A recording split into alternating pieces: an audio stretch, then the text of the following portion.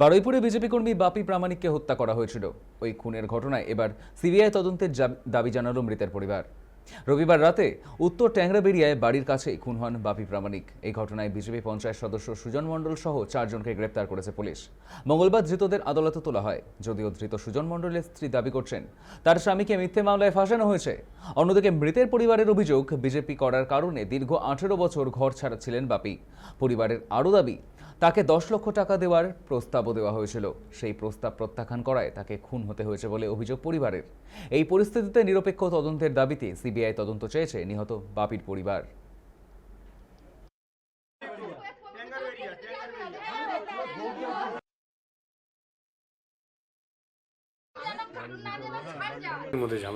ঝামেলা হয়েছে, টিএমসির লোক কিছু ছিল আর বিজেপির লোকও ছিল। বিজেপির লোক ছিল যে সুজন মণ্ডল নাকি উনি ছিলেন। উনি বলেছিল যে একটা অফার দিয়েছিল বাবাকে, সোনা আর হচ্ছে গিয়ে সুমির ওর অফার দিয়েছিল বাবাকে, যেরকম 10 লাখ টাকা দেবো, মিটমাট করে নি সব। আমার বাবা রাজি হয়নি তাতে, বলছে আমি এতদিন বাইরে পড়েছিলাম টাকার জন্যে, আমি মিটমাট করবো না, আমি ওদের সাথে থাকতে চাই না। সোনায় তারপরে বাবা যেহেতু রাজি হয়নি, তারপরে সুজনকে কথাটা বলে, সোনা আর সুমির মিলে হচ্ছে কি ওরা মিলে হচ্ছে কি বেশ বলে সুজনকে জানালো। সুজন তখন বাবাকে আবার বললো কথাটা যে টাকাটা নাও, নিয়ে তোমরা মিটমাট করে নাও। তাতে আমার বাবা রাজি হয়নি, রাজি না হয় ওই নিয়ে কেন টাকা নেওয়ার জন্য বলেছিল? হ্যাঁ, টাকা নিয়ে বলেছিল যে টাকা নিয়ে আমাদের মিটমাট করে দেবো, এতদিন হচ্ছে কি তোমার উপর একটা রাগ ছিল, তুমি বাইরে ছিলে, তাই জন্য ওরা ভেবেছে আমার বাবা হয়তো কোনো কিছু করবে বা কিছু, এই ভয়তে ওরা বলেছিল টাকাটা নিয়ে। তোমাদের এখানকার নেত্রী মৌসুমীর কিছু আছে নাকি? মৌসুমী কিছু আছে বলতে ওরা যখন টাকাটা দেওয়ার কথা বলেছিল, বলছে তোরা কজন আছিস তোরা ভাগ করে নে। কে কে? মৌসুমী আছে, আমার বাবাকে বলেছিল, আর প্রসাদ ছিল, পোষান এরা ছিল।